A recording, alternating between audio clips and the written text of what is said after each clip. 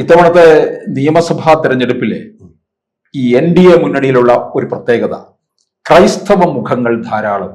നമുക്കറിയാം, ചില പ്രധാനപ്പെട്ട മണ്ഡലങ്ങള് അതിശക്തമായ ത്രികോണ മത്സരത്തിലേക്ക് പോകും ഈ ക്രൈസ്തവ മുഖങ്ങൾ. പാല, കാഞ്ഞിരപ്പള്ളി, പൂഞ്ഞാറ്, തിരുവല്ല വളരെ പ്രധാനപ്പെട്ടവരാണ് മത്സരിക്കുന്നത്. അപ്പോൾ തീർച്ചയായിട്ടും ക്രൈസ്തവ മുഖങ്ങൾ ഈ ഒരു ത്രികോണ മത്സരത്തിലേക്ക് മാറുമ്പോൾ BJPയുടെ ഒരു ലെവൽ തന്നെ വേറൊരു തരത്തിലേക്ക് ഉയരുകയല്ലേ ചെയ്യുന്നത്. തീർച്ചയായിട്ടും BJPയുടെ ഭരണഘടന എന്ന് പറയുന്ന ഏകാത്മ മാനവവാദത്തിൽ തന്നെ സൂചിപ്പിക്കുന്നത് ദീനദയാൽജി അതാണ്. സകലമാന മതസ്ഥരെയും ജാതിക്കാരെയും നമ്മുടെ ഭാരതീയ സംസ്കൃതിയിലേക്ക് കൊണ്ടുവരണം. ആ ഒരു കോൺസെപ്റ്റാണ് ഇന്ന് രാജീവ് ചന്ദ്രശേഖർജി കേരളത്തിൽ എടുക്കുന്നത്. ക്രൈസ്തവ ന്യൂനപക്ഷ സഹോദരങ്ങൾ മാത്രമല്ല, മുസ്ലിം ന്യൂനപക്ഷ സഹോദരങ്ങളും 3-ൽ പരം സ്ഥാനാർത്ഥികൾ ഉണ്ടാവും. പഴയ വൈസ് ചാൻസലർ കാലിക്കട്ട്, അദ്ദേഹം കാൻഡിഡേറ്റ് ആവാൻ ചാൻസ് ഉണ്ട്. ഒരു ചരിത്രകാരൻ AP അഹമ്മദ് ഉണ്ട്, അദ്ദേഹം ചിലപ്പോൾ ആയിക്കൂടുന്നില്ല. അപ്പൊ അത്തരത്തിലെ ന്യൂനപക്ഷ മുഖങ്ങൾ, ഒരു പ്രവാസി സെല്ലിന്റെ നല്ലൊരു ജ്യേഷ്ഠ സഹോദരനുണ്ട് മലപ്പുറത്ത്, അദ്ദേഹമാവും. അബ്ദുള്ള കുട്ടിയാകും. അതേപോലെ തന്നെ ജോർജ് കുര്യൻ കേന്ദ്രമന്ത്രിയാണ്. കേന്ദ്ര Bharatiya Janata party national committee പറയുകയാണ്, താങ്കൾ കേരളത്തിലേക്ക് വന്ന് അസംബ്ലിയിൽ ഒരു തെരഞ്ഞെടുപ്പിനെ നേരിടുവാൻ പറഞ്ഞു. അദ്ദേഹം ഒരു അച്ചടക്കമുള്ള സ്വയം സേവകനാണ്. ക്രിസ്ത്യൻസ് ആയിട്ടും ശാഖയിൽ വന്നുകൊണ്ടിരുന്ന ഒരു ന്യൂനപക്ഷ സഹോദരനാണ്. അദ്ദേഹം തയ്യാറാകും. അതുപോലെ അനൂപ് ആന്റണി, ഡൽഹിയിലെ അനൂപ് ആന്റണിയുടെ പ്രത്യേകത അഖില ഭാരതീയ വിദ്യാർത്ഥി പരിഷത്തിൽ കൂടിയാണ്. ഒരു കാലഘട്ടത്ത് RSS BJPക്ക് ന്യൂനപക്ഷങ്ങൾക്കെതിരെന്ന് ഇവിടെ കുപ്രചരണം നടക്കുമ്പോൾ വന്നൊരു ധീര ദേശാഭിമാനിയായ ചെറുപ്പക്കാരനാണ് അനൂപ് ആന്റണി. അദ്ദേഹം ഡൽഹിയിലെ നമ്മുടെ ഭാരതീയ ജനതാ പാർട്ടിയുടെ കാലയത്തിലെ യുവ നേതാവായിരുന്നു. നാഷണൽ സെക്രട്ടറിയൊക്കെ യുവമോർച്ചയായി. ഇന്ന് പാർട്ടിയുടെ ജനറൽ സെക്രട്ടറിയാണ്. സ്ഥാനാർത്ഥിയാവും. PC ജോർജ് ചിലപ്പോൾ പൂഞ്ഞാറ് സ്ഥാനാർത്ഥിയാവും. മഹൻ സ്ഥാനാർത്ഥിയാവും പാലയിൽ. അപ്പോൾ ഷോൺ ജോർജ്. അപ്പൊ ന്യൂനപക്ഷങ്ങള് എതിരാണ് എന്ന് കോൺഗ്രസ്സുകാരുടെയും കമ്മ്യൂണിസ്റ്റുകാരുടെയും കുപ്രചരണങ്ങൾക്ക് ഇവിടെ മുനയൊടിയും. ആ രീതിയിലുള്ള ഒരു പ്രവർത്തന ബാന്ധവമാണ് ഇവർ ആക്ഷേപിക്കുന്ന ടെക്നോക്രാറ്റ് രാജീവ് ചന്ദ്രശേഖർ സാർ ചെയ്തുകൊണ്ടിരിക്കുന്നത്. പ്രതീക്ഷിക്കാത്തവരെല്ലാം ഭാരതീയ ജനതാ പാർട്ടിയുടെ കാൻഡിഡേറ്റുകളായി സാംസ്കാരിക മേഖലയിലുള്ളവർ, എഴുത്ത് മേഖലയിലുള്ളവർ, സിനിമ മേഖലയിലുള്ളവർ, അതുപോലെ തന്നെ വിവിധ മതസ്ഥർ, വിവിധ സാമുദായിക സംഘടനകൾ, ഇവരെല്ലാവരും ഇപ്പൊ ധീവര സഭ അവരുടെ കാൻഡിഡേറ്റ് ഉണ്ടാവും. SNDPയുടെ BDJS അവർക്ക് എത്ര സീറ്റ് കൊടുക്കും? ഇങ്ങനെ നിരവധി ആൾക്കാരുടെ ഒരു കേരളം എന്ന് പറയുന്നത് മാറാത്തത് മാറുമെന്നുള്ള ആ ക്യാപ്ഷൻ എല്ലാരെയും കോർത്തിണക്കിക്കൊണ്ട് കെട്ടിപ്പിടിച്ചുകൊണ്ട് ഒരു പുതിയ സർക്കാരിന് കേരളത്തിൽ രൂപം നൽകും. അതിന്റെ ഒരു ഉദാഹരണമാണ് ക്രൈസ്തവ മത മേലധ്യക്ഷനായ പരമ പിതാക്കൾ ഡൽഹിയിൽ പോയി പ്രധാനമന്ത്രിയെ കാണുന്നതും ആശയവിനിമയം ചെയ്യുന്നതും. തലശ്ശേരി ബിഷപ്പ് പ്ലംബാനി സൂചിപ്പിച്ച വാക്കുകൾ അതാണ്. മുനമ്പം സമരത്തിന് ക്രൈസ്തവ സഭകൾ കൊടുത്ത പിന്തുണ അതാണ്.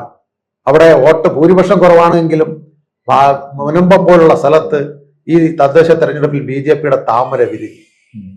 അപ്പൊ ഒരു ഗോവ, ഒരു മിസോറം, ഒരു നാഗാലാൻഡ് പോലുള്ള സ്ഥലങ്ങളെ പോലെ ക്രൈസ്തവ ന്യൂനപക്ഷം കേരളത്തിലെ ഭാരതീയ ജനതാ പാർട്ടിയിലേക്ക് അടുക്കുന്നത് ഇവിടുത്തെ കമ്മ്യൂണിസ്റ്റ് കോൺഗ്രസുകൾക്ക് ആശയക്കുഴപ്പം. അതുകൊണ്ടാണ് ന്യൂനപക്ഷ സഹോദരനായ പാർട്ടി ദേശീയ സെക്രട്ടറിയായ MA ബേബി സാറ് ന്യൂനപക്ഷങ്ങൾ അടുക്കളയിൽ പോയി പാത്രം കഴുകാൻ പോകുന്നത്. നാളെ ഒരു കാലത്ത് മീൻ അറുത്ത് കൊടുക്കുവാൻ പറഞ്ഞാൽ അവർ ചെയ്തു കൊടുക്കും. വേറൊരു ന്യൂനപക്ഷ സഹോദരൻ അതിൽ രക്ഷയില്ലെന്ന് പറഞ്ഞുകൊണ്ടാണ് വക്താവായിട്ട് നമ്മുടെ BJPയിലേക്ക് വന്നിരിക്കുന്നത്. അപ്പൊ ഇത്തരത്തിലുള്ള ഇത്രയും കാലം ഈ ന്യൂനപക്ഷങ്ങളെ കബളിപ്പിക്കുകയായിരുന്നു കോൺഗ്രസ്, കമ്മ്യൂണിസ്റ്റ് എന്ന് ന്യൂനപക്ഷങ്ങൾക്കും ബഹുമാനപ്പെട്ട തിരുമേനിമാർക്കും അറിയാം. BJP കേരളത്തിൽ ഒരു പുതുയുഗം തുറക്കും. അപ്പം വളരെ പ്രധാനപ്പെട്ടവരാണ് ഇവിടെ നിൽക്കുന്നത്. PC ജോർജ്, അതുപോലെ ജോർജ് കുര്യൻ. ഇപ്പൊ എനിക്കൊന്ന് പ്രധാനമന്ത്രി കേരളത്തിൽ എത്തുമ്പോൾ ഈ മലയോര മേഖലയ്ക്ക് തന്നെ പ്രത്യേക പാക്കേജ് പോലും പ്രഖ്യാപിക്കാനുള്ള അതാണ് ചേട്ടാ ഇപ്പൊ വരുന്ന ശബരിപാത. ഒരു കാലഘട്ടത്തെ മാണി സാർ നടപ്പിലാക്കാൻ പറ്റിയില്ല. കാരണം ഏറ്റവും കൂടുതൽ ഏലകൃഷിക്കാരും റബ്ബർ കൃഷിക്കാരും അവരാണ് കേരള കോൺഗ്രസ്. അവർ വിട്ടുകൊടുക്കാൻ തയ്യാറായില്ല. ഇന്ന് മതമേലധ്യക്ഷന്മാര് മോഡിജിയെ കണ്ടിട്ട് പറഞ്ഞിരിക്കുന്നത് മലയോര മേഖലകളുടെ വികസനം വരണം. സുറിയാനിക്ക് സഭയുടെ ബിഷപ്പ്, അതുപോലെ തന്നെ യാക്കോബ സഭയുടെ ബിഷപ്പ്, അതുപോലെ തന്നെ കത്തോലിക്ക സഭയുടെ ബിഷപ്പ്, എന്തിനേറെ പറയുന്ന തിരുവിതാംകൂർ മേഖലയിൽ കൂടുതലുള്ള CSI വിഭാഗം, അവർക്ക് വികസനം വേണം, അവരുടെ മത കുട്ടികൾക്ക് വളരണം, അതിന് വേണ്ട കാര്യം. അതുകൊണ്ടാണ് ശബരിമലയിൽ വരുന്ന പാത മലയോര മേഖലകളിൽ കൂടി നമ്മുടെ പത്തനംതിട്ട വന്ന് റാന്നി വഴി വെഞ്ഞാറമൂട് വഴി കറങ്ങി വിഴിഞ്ഞത്തിലേക്ക് എത്തിക്കുകയാണ് റെയിൽപാത, അശ്വിനി വൈഷ്ണവ്. ആ രീതിയിലാണ് EM ശ്രീധരൻ സാറിനെ കൊണ്ട് മലയോര ബന്ധം. അപ്പൊ ഇവിടുത്തെ ആൾക്കാർക്ക് പുനലൂര്, അഞ്ചൽ, ആയൂരുള്ളവർക്ക് സന്തോഷമാണ്. കണ്ട, നമ്മൾ ട്രെയിൻ വരണമെങ്കിൽ തമ്പാനൂര് വരണം. ഇന്ന് അവർ റെഡിയായിരിക്കുന്നു. ഈ ലിങ്ക് റോഡിനെ അതിൽ ബന്ധിപ്പിക്കുന്നു. ഒരു പുതിയ യുഗം. അവിടെ ക്രിസ്ത്യാനിയെന്നോ മുസ്ലിമെന്നോ ഹിന്ദുവെന്നോ അല്ല, ഒരു പുതിയ കേരളത്തെ സൃഷ്ടിക്കുവാൻ. അത് സതീശൻ യാത്ര നടത്തണമെങ്കിലും ഈ കാര്യങ്ങൾ യാത്ര നടത്താതെ ചെയ്യുന്നത് രാജീവ് ചന്ദ്രശേഖർജിയാണ്. ആ ഒരു ഇതില് ഒരു മാറ്റം ഇവിടെ വരും. മലപ്പുറത്ത് പ്രത്യേക മാറ്റം. സ്പൈസസ് ബോർഡിന്റെ ഹെഡ്ക്വാർട്ടേഴ്സ് മലപ്പുറത്ത് കൊടുക്കുവാൻ പോകുന്നു. പാസ്പോർട്ട് ഓഫീസ്, ഏറ്റവും കൂടുതൽ പ്രവാസികൾ മലയാളികളുള്ള ഈ കേരളത്തിലെ റവന്യൂ കൊണ്ടുവരുന്ന മലയാളികൾ ഏറ്റവും കൂടുതൽ തിരുവനന്തപുരത്ത് വന്ന് കൊച്ചിയിൽ വന്ന് പാസ്പോർട്ടിന്റെ ഡിജിറ്റൽ സംവിധാനത്തിലേക്ക് പോകുവാൻ പോകുന്നു. അതിന്റെ മെയിൻ ഓഫീസ് മലപ്പുറത്ത് കുറ്റിപ്പുറത്ത് കൊടുക്കുവാൻ കേന്ദ്ര വിദേശകാര്യ മന്ത്രാലയം രവിശങ്കർ സാറിന്റെ ഓഫീസ് തീരുമാനമെടുക്കുവാൻ പോകുന്നു. പ്രവാസികളുടെ ഹജ്ജിന് വേണ്ടിയുള്ള കോട്ട, കോൺഗ്രസ്സുകാർ വലിയ മതേതരത്വവാദികളും മുസ്ലിം ലീഗ് കൂടെ ഉണ്ടല്ലോ, അന്നുണ്ടായിരുന്ന തുച്ഛമായ കോട്ടകളായിരുന്നു. ഇന്ന് കോട്ടകൾ വർദ്ധിപ്പിച്ചിരിക്കുന്നു. അത് അവരുടെ ന്യൂനപക്ഷ സഹോദരൻ അബ്ദുള്ളക്കുട്ടി തന്നെ പറഞ്ഞു.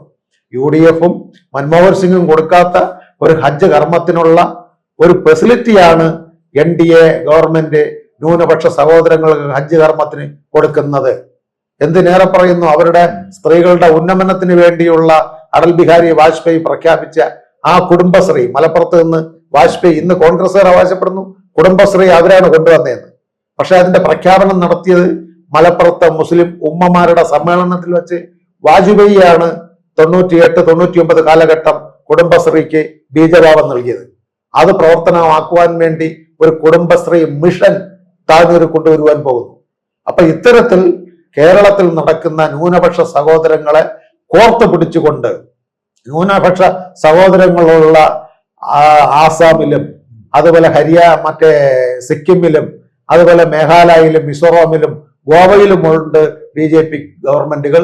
കേരളത്തിലെ സഭാ മേലധ്യക്ഷന്മാർ BJP അകറ്റുകൂടാ, നമ്മളെ സഹായിക്കുന്നവരാണ് എന്ന് പറഞ്ഞ് പ്രധാനമന്ത്രിയെ കണ്ട് കേരളത്തിന്റെ മലയോര വികസനത്തിന് വേണ്ടി പദ്ധതികൾ കൊടുക്കുന്നു.